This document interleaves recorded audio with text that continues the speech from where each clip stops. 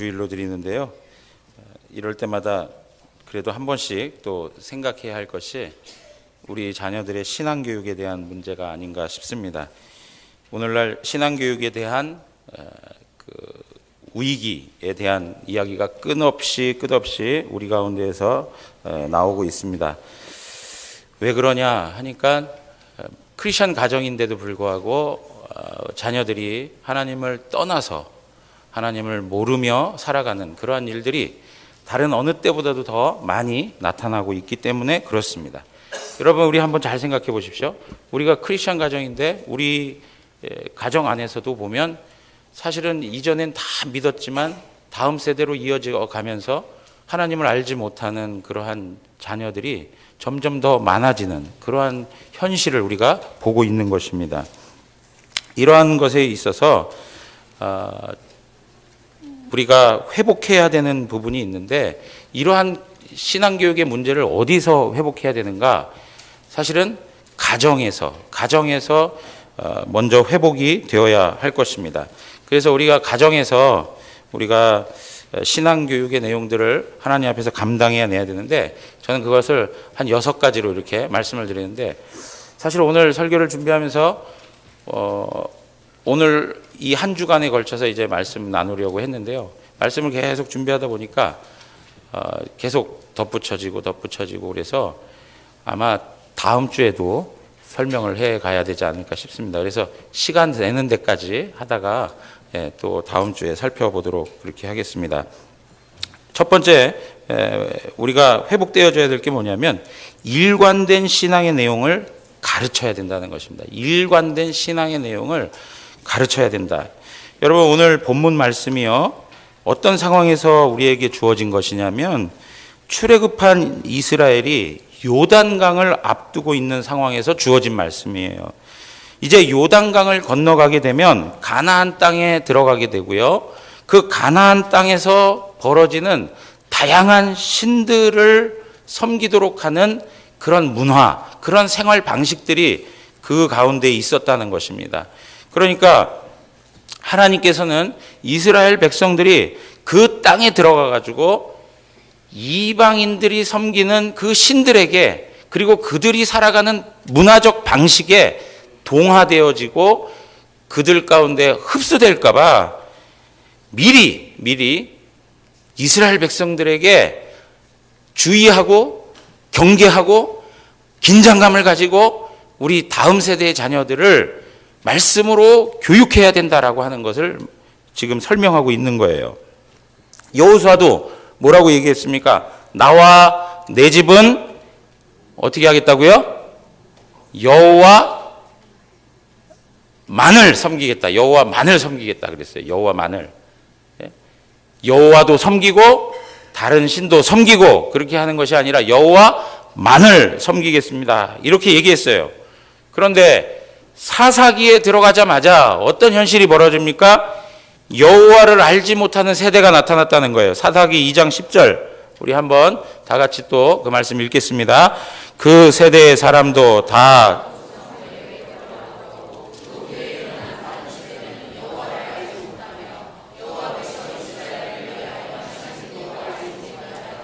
아멘.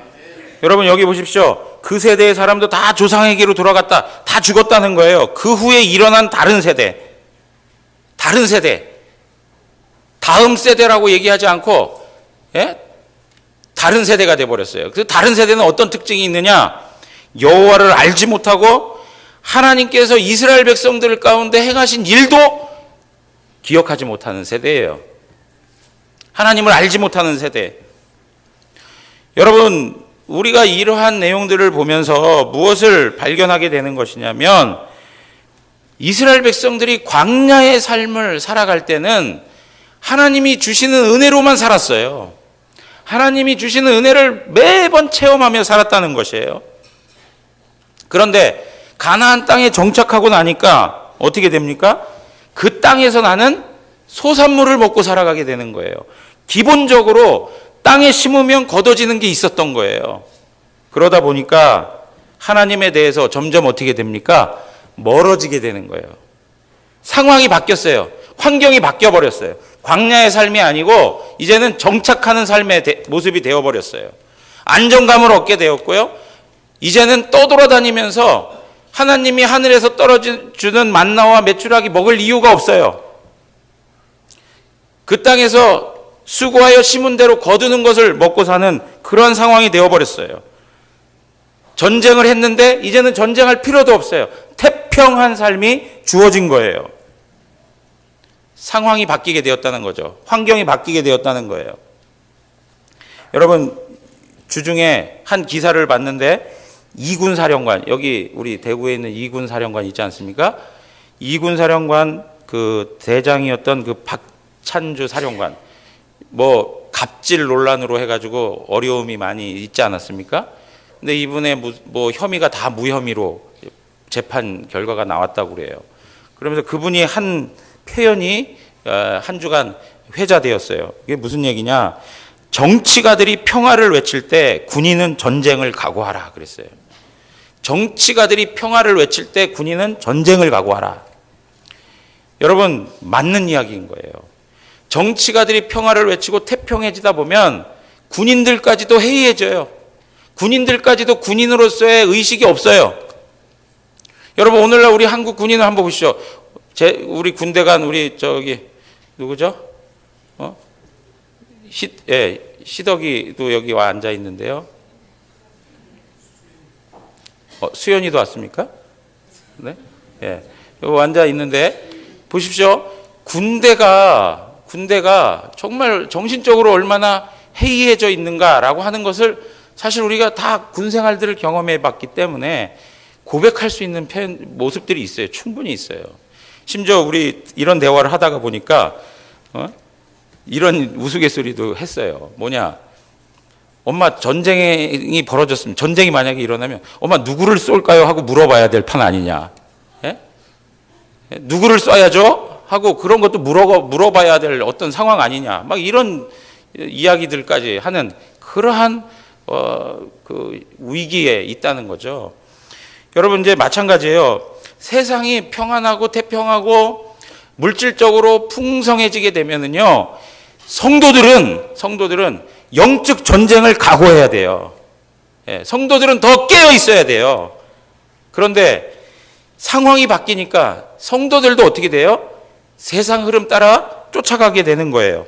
여러분, 우리 이전의 삶을 한번 보세요.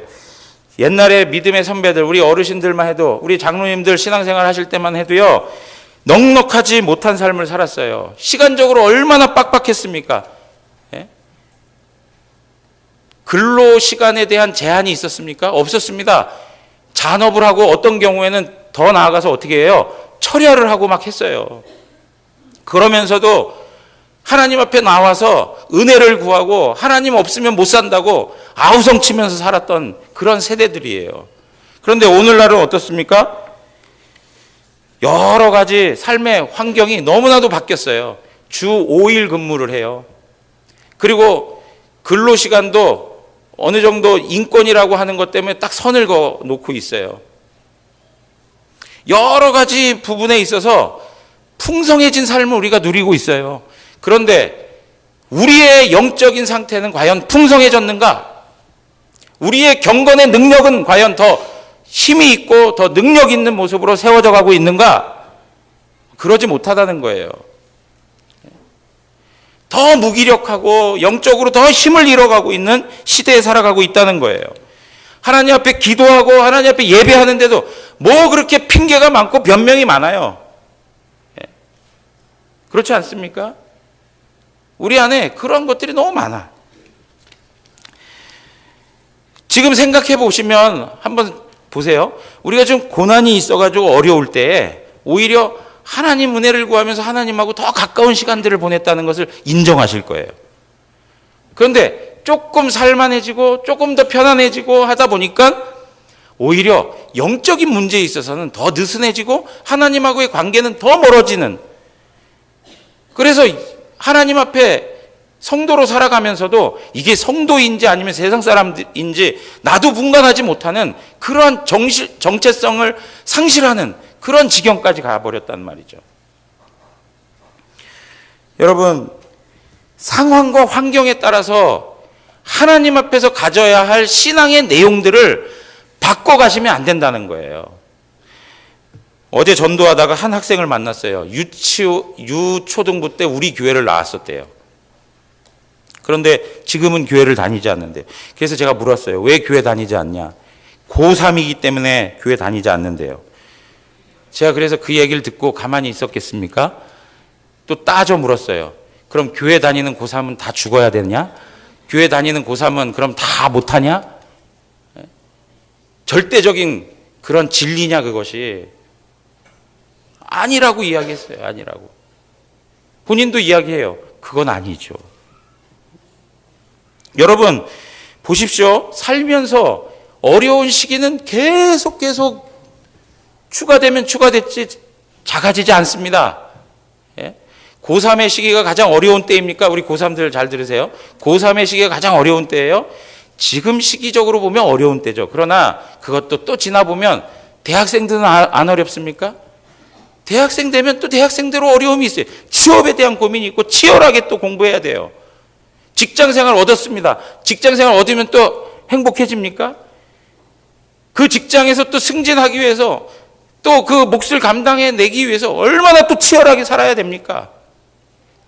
결혼하고 나면 또 달라집니까? 결혼해서 할 일이 얼마나 많습니까? 이제는 나 혼자만 간수하는 게 아니라 자식들까지 돌봐야 되는 그런 어마어마한 일들이 생겨나는 거예요.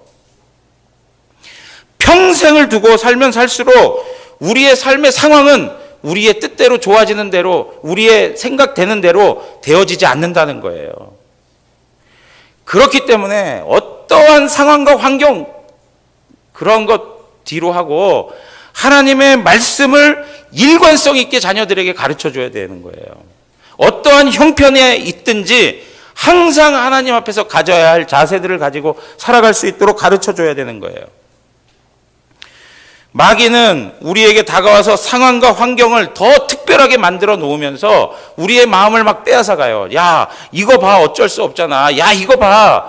넌 할 대로 다 했잖아. 안 되는 걸 어떡하니? 너는 지금 특별한 상황 가운데 있는 거야. 넌 지금 어려운 상황 가운데 있다니까? 너는 할 만큼 다 했어. 괜찮아. 이러한 방식을 가지고 우리의 마음을 흐트러 놓는단 말이죠. 여러분 오늘 본문에 여호와는 오직 유일한 여호와시니라고 이렇게 표현하고 있어요.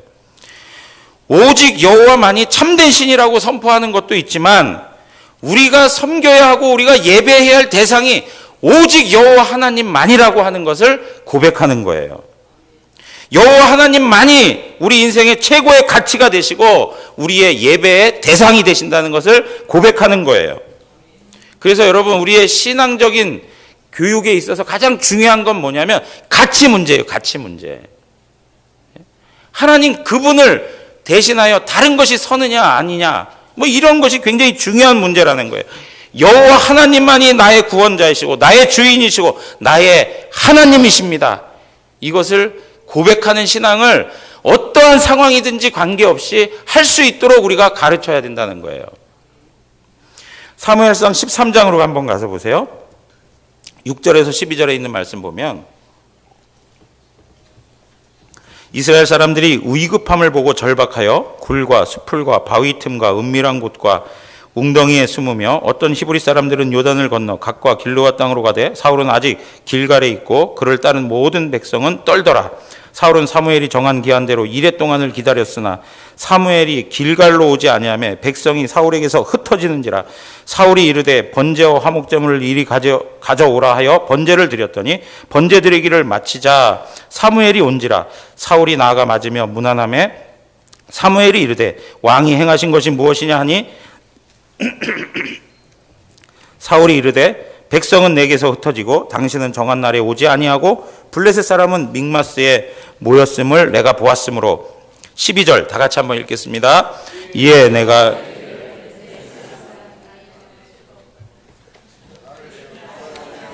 자 다시요 일관성 있게 읽읍시다. 다시 하겠습니다. 12절 읽습니다. 이에 내가 이르기를 블레셋 사람들이 나를 치러 길갈로 내려오겠거늘 내가 여호와께 은혜를 간구하지 못하였다 하고 부득이하여 번제를 드렸나이다 하니라. 아멘. 여러분 보세요. 사울이 블레셋하고 전쟁을 하는데요. 블레셋은 막 전쟁하려고 하는 그 마음을 가지고 막 덤벼들죠. 그리고 이스라엘 백성들은 자꾸 두려워서 막 흩어지죠.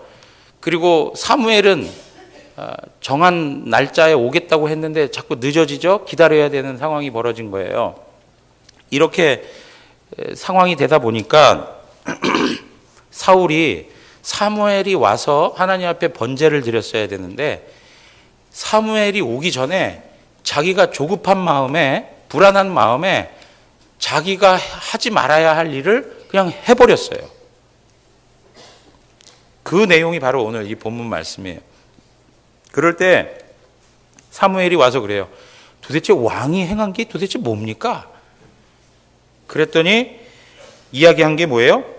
백성은 흩어지고 당신은 정한 날에 오지 않고 블레셋은 전쟁한다고 모였고, 그래서 내가 어쩔 수 없이, 그 어쩔 수 없이라고 하는 표현을 뭐라고 했습니까? 12절에 부득이하여 어쩔 수 없이 번제를 드렸나이다, 이렇게 얘기하는 거예요. 여러분, 오늘 이러한 표현들이 우리의 신앙에 계속 나와요. 어쩔 수 없었습니다. 부득이한 일입니다. 내 건강 때문에, 내 시간적인 문제 때문에, 내가 바빠서 먹고 살고 하는 문제 때문에 어쩔 수가 없는 것입니다. 여러분, 우리 자녀들에게 이러한 방식의 신앙을 열어주면 안 된다는 거예요. 어쩔 수 없는 상황 속에서도 믿음으로 감당해내는 것이 신앙이다, 이것을 가르쳐줘야 된다고요. 상황이 좋아지면 하고 상황이 안 좋으면 못하는 거지, 이렇게 가르쳐주면 안 되고, 어떠한 상황이든지 목숨을 내어놓을 진정 하나님 앞에서 감당해야 할 신앙의 내용들은 가져가야 된다는 것을 가르치고 안내해줘야 된다는 거예요. 제가 지난번에 말씀드렸죠. 의사 안수연이라고 하는 분, 이 바보 의사, 이분이 고3이 되니까 아버지가 안수 집사님인데 빨리 예배드리고 빨리 가서 공부하라고, 교회에 머물러 있는 꼴을 못 보겠다고 하는 식으로 얘기를 했다는 거예요. 그때 그 말을 듣고 자기가 이해할 수가 없었다는 거예요. 그래서 본인이 아버지의 눈치를 피해서 아버지 모르게 교회에서 또 머물고 섬기면서 그렇게 신앙생활을 했다는 것이죠. 사랑하는 성도 여러분, 말씀을 드리지만 우리는 어떠한 상황과 환경 속에서도 끊임없이 질문되어지는 게 있어요. 하나님이냐 세상이냐? 하나님을 기쁘시게 할 것이냐 사람을 기쁘게 할 거냐? 하나님을 의지할 것이냐 나의 힘과 노력을 의지할 것이냐? 돈이냐 하나님이냐? 이러한 가치적인 싸움이 우리에게 계속적으로 다가온다고요. 그러면 그때마다 상황에 따라서 움직여라. 기회주의자를 만들지 말라 이거예요. 우리 자녀들에게 기회주의자가 되도록 가르치지 말라 이거예요. 하나님 앞에서 우직하게, 하나님 앞에서 감당해야 할 바를 감당할 수 있는 자녀들로 일관성 있는 가르침을 줘야 되는 것입니다. 왜 아멘이 없으십니까? 여러분, 그렇게 하기를 원합니다. 둘째는 뭐냐면 하나님과의 관계를 점검해야 돼요. 하나님과의 관계를 점검해야 돼요.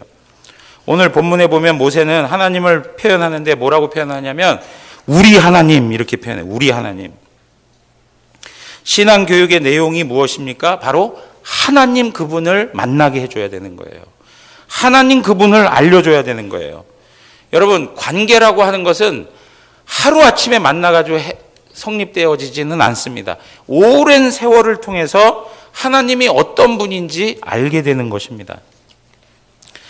이스라엘은 하나님께서 그들 가운데 세월을 두고 행하신 일들을 보고 하나님이 어떤 분인지를 알게 되었어요. 자, 출애굽기 6장 6절에서 7절로 가서 보시면, 그러므로 이스라엘 자손에게 말하기를 나는 여호와라. 내가 애굽 사람의 무거운 짐 밑에서 너희를 빼내며 그들의 노역에서 너희를 건지며 편팔과 여러 큰 심판들로서 너희를 속량하여 너희를 내 백성으로 삼고 나는 너희의 하나님이 되리니 나는 애굽의 사람의 무거운 짐 밑에서 너희를 빼낸 너희의 하나님 여호와인 줄 너희가 알지라.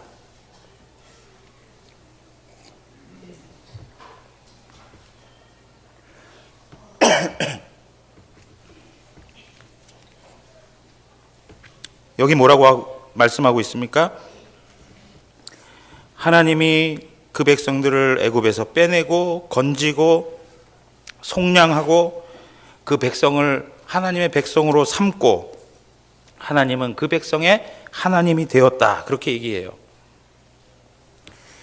출애굽하면서 광야를 거치고 하는 그 과정 속에서 하나님이 어떠한 분인지를 그 백성은 알게 되었다는 거예요.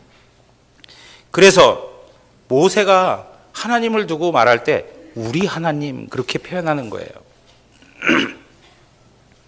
여러분, 관계의 친밀함을 나타내는 그런 표현들이 있지 않습니까?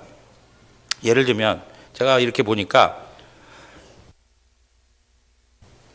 저희 교회에 처음 방문하시면 이렇게 표현해요. 대구 영안교회 뭐 이렇게 표현하면서 이야기를 해요. 혹은 이 교회가 이 교회가 어떻다, 이 교회가 저렇다 이렇게 표현을 해요. 이 교회라고 이렇게 이야기해요. 그런데 자꾸 이제 신앙생활을 하고 한 가족으로 생활하다 보면 그런 표현에서 무엇으로 바뀌어요? 우리 교회 이렇게 표현해요. 목사를 두고도 그렇게 해요. 김 목사, 김치성 목사, 이 목사, 이 목사님이, 저 목사님이 이렇게 표현해요. 그런데 점점 함께 신앙하면서 관계가 세워지고 깊어지면 깊어질수록 어떻게 표현해요? 우리 목사님, 나의 목사님, 이렇게 표현들을 한단 말이에요. 마찬가지로 지금 모세가 우리 하나님라고 표현한 것은 그만큼 관계의 친밀함이 생겨나게 되었다는 거예요. 하나님을 아는 지식이 그들 가운데 있었고 하나님께서 그들에게 하나님이 어떠한 분인지를 알려주셨다는 거예요. 여러분, 근데 신앙교육의 문제점 중에 하나가 무엇이냐? 제가 지난번에도 말씀을 드렸어요. 우리는 그냥 그 가정에서 하나 하는 일이라고 하는 것은 체크리스트를 만들어가지고 그냥 점검하는 것밖에 없어요. 너 교회 제 시간에 왔냐? 너 교회 왔냐? 안 왔냐? 너 성경 읽었냐? 안 읽었냐? 너 술 마셨냐? 안 마셨냐? 담배 피냐? 안 피냐? 전부 이런 것만을 놓고 신앙의 기준을 가지고 그 잣대로 아이들에게 그런 것만 점검한단 말이에요. 너 예배 시간에 졸았냐? 안 졸았냐? 너 예배 시간에 핸드폰 봤어? 안 봤어? 이런 것만 가지고 이야기한다는 것이죠. 그런데 여러분 보세요. 우리의 자녀들이 나의 하나님, 우리 하나님이라고 고백할 수 있도록 하기 위해서는 그들과 하나님의 관계가 어떠한지를 늘 살펴야 되는 거예요. 그래서 그것이 가정 속에서 우리 자녀들의 고백 속에서 하나님이 어떤 하나님으로 고백되는가가 나눠져야 되는 것이고 가르쳐줘야 되는 거예요. 그래서 우리의 삶에 있어서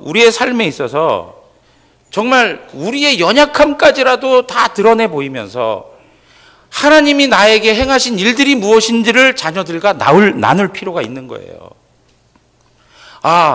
저렇게 부모님들도 죄인이었고 하나님 앞에서 참 비참한 인생들이었는데 살아가는 과정 속에서도 참 불쌍한 심령들이었는데 하나님이 찾아오셔서 하나님 은혜를 베푸시고 하나님이 우리 부모님들의 하나님이 되셨구나.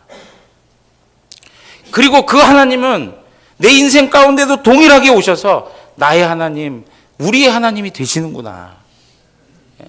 이런 신앙의 고백이 있어야 된다는 거예요. 하나님과 나와의 그 관계가 이루어져야 된다는 거예요. 그것 없이 그냥 예배만 나오면 뭐가 의미가 있습니까? 물론 안 나오는 것보다는 나은 거예요. 이 말을 듣고 목사님 이제부터는 안 나오겠습니다. 뭐 앉아만 있으면 뭐 합니까? 제가 그랬죠. 그렇게 할 바에 안 하는 게 낫다 하는 게 더 악한 거라고. 여러분, 우리가 하나님 앞에 살아갈 때 바로 이러한 내용들을 점검해 주셔야 돼요. 정말 우리의 자녀들이 구원의 확신을 가지고 살아가는가? 제가 지난 그 부활주일 날도 우리 자녀들하고 같이 모인 곳에서 설교를 하면서 제가 이야기를 했어요. 구원의 확신이 있느냐? 구원의 확신이 없다라고 생각하는 친구들도 꽤 많아요.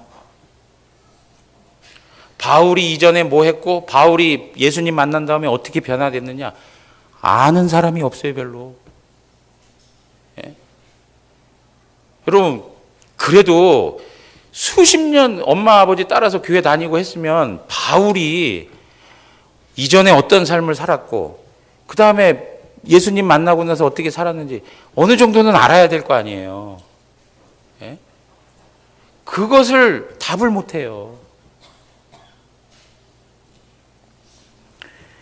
그것보다도 더 중요한 건 하나님 앞에서 내가 하나님의 자녀이고 하나님은 나의 아버지가 되신다는 거, 하나님 우리의 하나님, 나의 하나님이 되신다는 거, 이 고백이 있어야 된다는 거예요.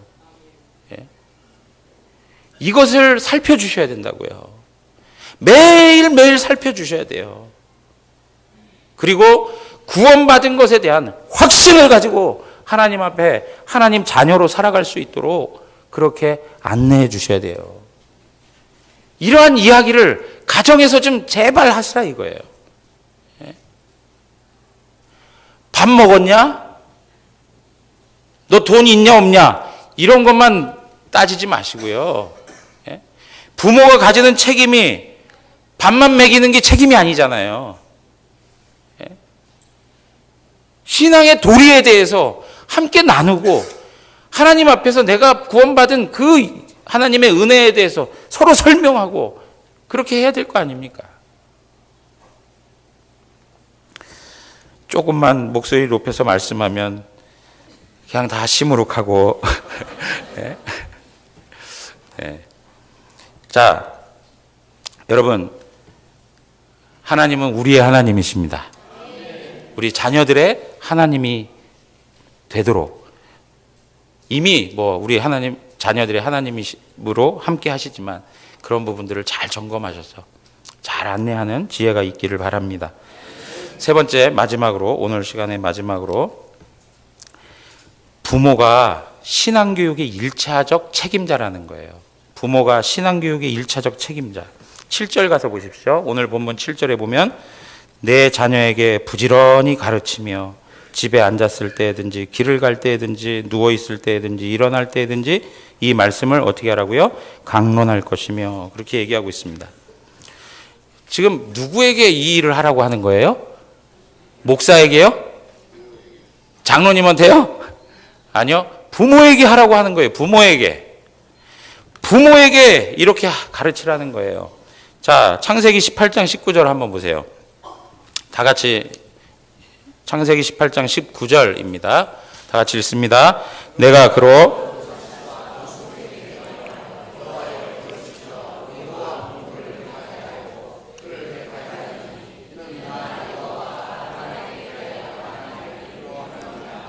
아멘. 여기 하나님께서 사라에게 말씀하시면서 내가 그가 아브라함이에요. 아브라함으로 그 자식과 권속, 그 가족들에게 명하여 여호와의 도를 지켜 의와 공도를 행하게 하려고 그를 택했다 그래요. 하나님께서 아브라함을 택하신 것은 아브라함만을 위해서 하신 것이 아니라 그 후손들이, 그 자손들이 하나님의 도를 지켜서 하나님의 하나님 되심을 세상 가운데 나타내게 하기 위하여 하나님께서는 아브라함을 선택하셨다는 거예요. 여러분, 하나님께서 우리 자녀들에게 은혜를 주시는데 누구를 사용하십니까? 우리의 믿음을 사용하신다고요. 우리 가정을 사용하신다고요. 예? 하나님이 나를 구원하신 거는 나만 구원받게 하기 위함이 아니고요. 나를 통하여서 대를 잇게 되는 자녀들까지도 하나님께서 구원하시는 방식으로 사용하시기 위해서 우리를 구원해 주신 거라고요. 제가 그런 생각이 들어요. 저는 저에게 가장 알맞게 하나님께서 목사의 집안에 태어나게 하신 거예요. 제일 말 안 들을 것 같아서 그런 건지 모르겠지만, 저에게 있어서 가장 합당하게, 가장 적합하게 목사의 가정에서 태어나서 부모의 신앙을 통해서 믿음을 가져갈 수 있도록 하나님께서 섭리하셨다고요.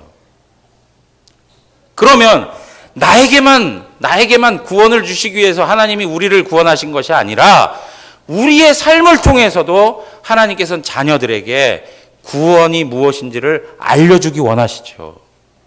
그럼 우리가 마땅히 하나님 앞에서 그 일을 감당해내면서 살아야 되는 거 아닙니까? 신앙교육의 책임자가 부모에 있습니다. 많은 부모들이 잘못 생각하는 것 중에 하나가 무엇이냐? 우리 자녀의 신앙은 교회가 책임져 주겠지라고 하는 생각이에요. 교회가 책임져 줄 수가 없습니다. 신앙교육은 반드시 가정에서 이루어져야 되는 거예요. 곽알련 목사님 계세요. 곽알련 목사님. 초대 선교사로 들어오신 외국분이세요. 이 곽알련 목사님의 글에서 뭐라고 표현하고 있냐면 1919년도에 쓴 글인데 이렇게 표현하고 있어요. 주일학교는 부모가 가르치는 것을 보충할 뿐이다. 그렇게 얘기했어요. 주일학교는 부모가 가르치는 것을 보충하는 역할을 하는 것이지 신앙교육의 주된 것을 담당하지 않는다는 거예요. 주된 것은 누가 담당하는 거예요? 부모가 감당하는 거예요. 부모가. 여러분, 일주일에 168시간인데요. 168시간 동안 우리 자녀들이 교회에 와서 신앙교육 받는 게 40분이에요. 40분. 40분 가지고 무슨 신앙교육이 이루어질 수 있습니까? 우리 학교에서 받는 지식을 위해서 5일을 기준으로 해가지고요. 뭐 하루에 12시간씩 공부한다 그러면 72시간이 6일을 기준으로 해가지고 72시간을 세상 교육을 받기 위해서 세상 지식을 담아내기 위해서 공부를 해요. 그런데 교회에서 40분, 1시간도 아니에요. 40분 정도 신앙교육하면서 신앙을 유지할 수 있다? 이거 하나님 은혜이니까 이게 되는 거지 인간적인 방식으로 말도 안 되는 이야기예요.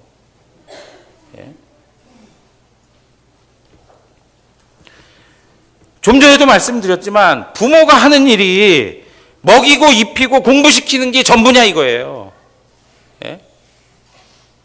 여러분 꼭 기억하십시오. 하나님의 말씀을 먹이는 것 부모가 해야 할 일입니다. 그리스도로 옷 입히는 것 부모가 해야 할 일이에요. 하나님 자녀로 세워가는 일이 부모가 해야 될 일이라는 거예요. 여러분 어떤 아이가 게임 중독이 된 거예요. 그 유튜브를 보다 보니까 한 아이가 이제 나오던데 중학생인데 게임 중독이 됐어요. 게임을 늦게까지 하고 하니까 아침에 일어납니까? 아침에 또 안 일어나요. 그럼 엄마하고 막 그거 깨우니라고 막 실랑이를 벌리고 그러다 보니까 아들이 이제는 폭력을 써요. 그래서 가정이 완전히 그냥 막 불행해요. 불행해. 그늘이 잔뜩 껴 있어요. 먹구름이 껴 있어요. 깨우기만 하면은 막 짜증을 내면서 막 폭력을 휘둘러요. 게임 좀 그만하고 정상적인 좀 삶을 살아 해도 그만두는 법이 없어요. 아빠는 완전히 포기해버렸어요. 그런데 전문가가 그 가정을 다 만나가지고 대화를 하는데 이 아이가 언제부터 이렇게 되었는가 했더니 부부가 계속 싸우는 매일매일 싸우는 일들이 발생하기 시작한 거예요. 그때부터 아이가 건너가기 시작하는 거예요. 여러분 우리는요 어떠한 말을 하든지 행동을 하든지 간에 우리가 하나님 앞에서 행복하게 살아가는 삶의 모습만 보여줘도요 자녀들에게 엄청난 영향을 끼치고 있는 거예요. 우리가 자녀들에게 영향력을 행사하지 못하는 것 같으시죠? 가장 영향력을 끼치는 게 부모인 거예요. 악영향이든 선한 영향이든 부모가 가장 큰 영향을 끼치고 있다고요. 그러면 여러분, 우리가 어떻게 영향을 끼쳐야 될까요? 선한 영향력을 끼쳐야 되지 않겠습니까? 하나님 앞에서 선한 것을 가르칠 책임이 우리에게 있다는 것을 기억하십시오. 어떤 부모님들 이런 고백을 해요. 목사님, 내가 제대로 하지 못하는데 뭘 가르칩니까? 나도 못하는데 내가 우리 자녀들한테 뭘 가르친다고 합니까? 여러분, 한번 잘 생각해 보세요. 목사인 저는 우리 성도님들보다 더 훌륭한 인격과 신앙적으로 깊이가 있어서 제가 이렇게 강단에서 말씀드리는 겁니까? 그렇지 않아요. 우리는 서로를 비교할 상대가 되어서 우리가 그런 자격이 있고 그런 능력이 있고 그 위치에 있어서 우리가 가르치는 게 아니고요. 우리는 모두 다가 다 하나님 말씀 앞에 서야 되는 거예요. 모두가 다 완전하신 그 하나님 앞에 서는 거예요. 목사인 저도요, 오늘 이 말씀을 같이 나누지만 하나님의 말씀을 듣는 거예요. 저도 예외가 없어요. 똑같아요. 우리 성도님들하고 똑같이 하나님 말씀을 받고 있는 거라고요. 마찬가지로 우리의 모습이 부족하지만 하나님의 말씀을 가르칠 때 부모도 하나님 말씀 앞에 서 있다는 것을 보여주셔야 돼요. 그래서 자기 자신의 연약함을 고백하고 미안한 것이 있으면 미안하다고 말할 수도 있어야 돼요. 그리고 그 연약함을 위해서 하나님의 은혜를 구하는 자세가 어떠한지를 우리 자녀들에게 보여줘야 되는 거예요. 아, 우리 아버지가, 우리 어머니가 저렇게 연약한 모습, 부족한 모습을 가지고 있을 때 하나님 앞에 저렇게 무릎을 꿇고 하나님 앞에 저렇게 탄식하며 하나님의 은혜를 구하는구나. 그것을 보여주셔야 된다고요. 우리가 제대로 서 있고 잘나고 능력 있어서 가르치는 거 아니에요. 우리는 우리의 말을 가르치는 게 아니고 우리의 인격을 가르치는 게 아니고 하나님의 말씀을 가르치는 거예요. 하나님 말씀. 사랑하는 성도 여러분, 다윗의 시편을 보세요. 다윗이 온전한 것들만 기록하고 있습니까? 다윗이 실패한 것을 기록하고 있어요. 다윗이 탄식하고 다윗이 슬퍼하고 다윗이 하나님 어디 계십니까? 라고 외치는 그러한 내용들을 기록해 주면서 우리들에게 가르쳐 주고 있어요. 마찬가지예요. 우리 자녀들에게도 그러한 모습을 보여줘야 된다는 것이죠.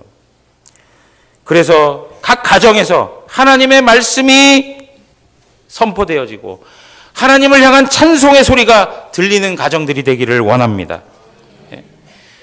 우리 교회가요, 제가 그래서 계속 기도하면서 우리 교회가 이렇게 좀 변화됐으면 좋겠다 하는 게 뭐냐면 온 가족이 함께 예배하는 교회예요. 우리 어린이들도 이 자리에서 함께 예배하는 교회가 되어야 돼요. 왜요? 어릴 때부터 부모가 어떻게 예배하는지를 봐야 되거든요. 그런데 지금은 다 뿔뿔이 흐트러뜨려 놨어요. 보고 배울 대상이 별로 없어요. 또래들끼리 앉아서 서로 장난해요. 부모가 어떻게 예배하는지를 어릴 때부터 봐야 돼요. 그래서 같이 예배하는 그런 교회로서 하나님 앞에 서야 된다고요. 신앙의 계승이 이어지기 위해서 우리는 온 가족 예배를 드려야 돼요. 보세요. 따로따로 예배하다 보니까 이 장년 예배, 이게 장년 예배라고 하는 게 참 맞지 않는 표현인데요. 이 예배는 우리 아이들에게 있어서는 나의 예배가 아닌 거예요. 우리 모두의 예배이어야 하는데 그런 의식이 없어요. 사랑하는 성도 여러분, 어릴 때부터 우리 자녀들을 하나님 앞에 예배하는 장소, 함께 예배하는 모든 교회 공동체가 함께 예배하는 그 자리로 데려고 올 수 있도록 우리 부모님들이 노력을 좀 하셔야 돼요. 그리고 한 가지, 제가 아까 그랬죠. 부정적인 영향을 끼치게 되는데 교회에 대한 원망, 불평, 교회에서 일어난 그러한 불평의 소리들을 자녀들이 있는 데서 하지 말아야 돼요. 우리 자녀들에게 정말 좋지 않은 상처를 안기고 악영향을 끼칠 수 있는 거예요. 여러분 그거 아세요? 교육도요, 교육 대상의 수준을 보고 교육하는 거예요. 우리 어린 자녀들한테 우리의 삶에서 벌어지는 모든 이야기를 다 해줍니까? 다 해주지 않아요. 가려서 하죠. 신앙의 대상을 고려해서 말할 수 있는 능력이 있어야 되는 거예요. 믿지 않는 남편이 있는데 교회 가가지고 맨날 김집사, 이집사 욕만 해. 그러면 그 남편이 좋아라 하겠습니까? 이해 못하는 거예요. 교회를 알지 못하기 때문에 그냥 오히려 교회에 대한 반감만 생길 뿐이에요. 그러한 현실 앞에서 우리 자녀들도 똑같단 말이죠. 교회에 대한 긍정적인 생각을 가질 수 있도록 선한 말을 해 가야 되는 거예요. 사랑하는 성도 여러분, 우리가 하나님 앞에서 가져야 할 이 책임의 몫을 게을리하지 않기를 원합니다. 하나님 앞에서 성실하게 감당하기를 바랍니다. 그러면서도 우리가 놓치지 말아야 될 게 무엇이냐? 우리가 최선을 다해 노력하지만 하나님의 은혜, 성령님의 역사를 우리는 의지해야 합니다. 그 하나님, 성령 하나님의 역사를 의지하면서 우리 자녀들을 하나님의 자녀로 아름답게 세워가는 우리 대구 영안교회가 되시기를 주님의 이름으로 축원합니다. 다 같이 일어나겠습니다.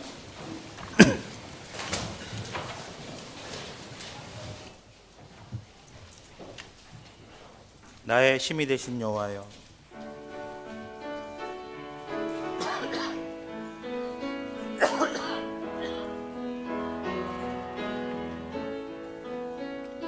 나의 힘이 되신 여호와여,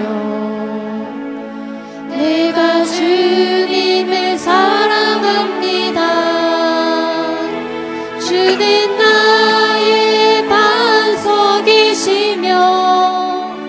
나의 요새시라. 주는 나를 건지시는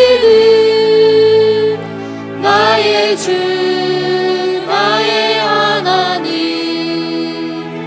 나의 피할 바위시요, 나의 방 되시라. 나의 하나님, 나의 하나님, 구원의 뿌리시요, 나의 산성이라. 나의 하나님, 나의 하나님,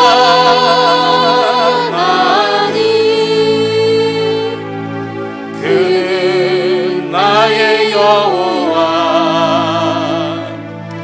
나의 구세주, 나의 생명이신 여호와여, 나의 생명이신 여호와여,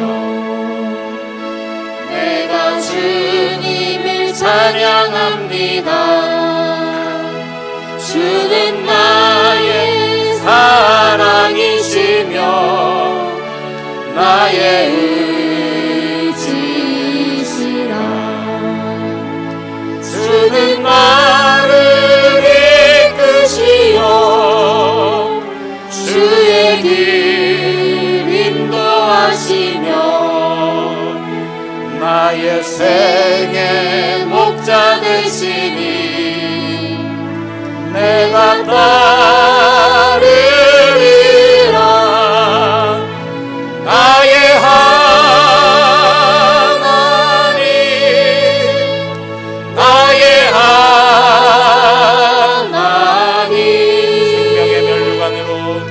생명의 면류관으로 내게 심으소서.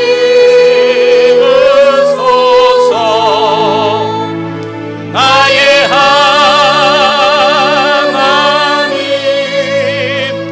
나의 하나님,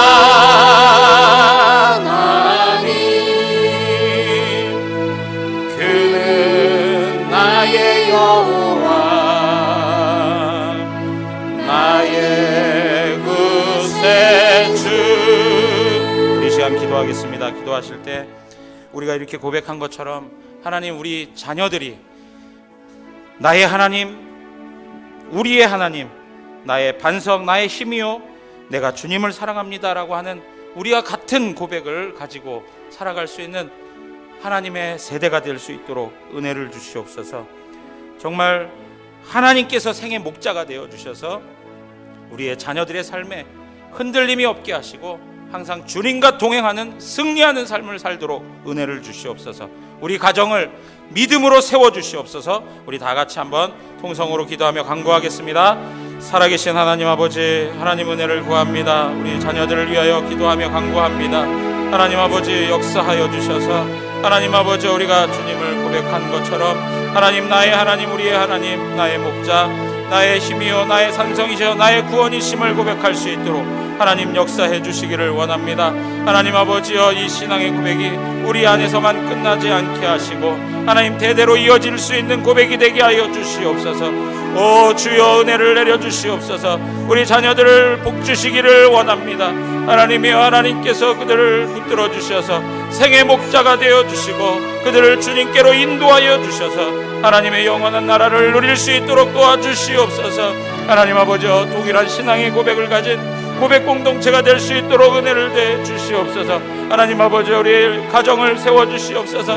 믿음으로 세워주시옵소서. 하나님을 믿음으로 섬기는 가정 되게 하여 주시옵소서.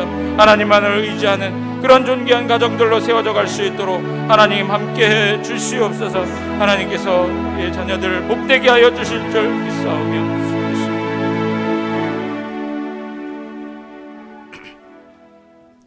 지금은 우리 주 예수 그리스도의 은혜와 하나님 아버지의 크신 사랑과 성령 하나님의 함께 하심이 오늘도 부모로서 우리 자녀들을 하나님 앞에서 말씀으로 양육하는 그 책임을 져야 하고 하나님 앞에서 믿음의 가정으로 우리 어린 자녀들을 하나님께로 잘 인도하기를 소원하며 나아가는 우리 모든 성도님들 머리 위에, 그리고 그 자녀들과 그 온 가족 위에 이제로부터 영원토록 함께 있을지어다. 아멘.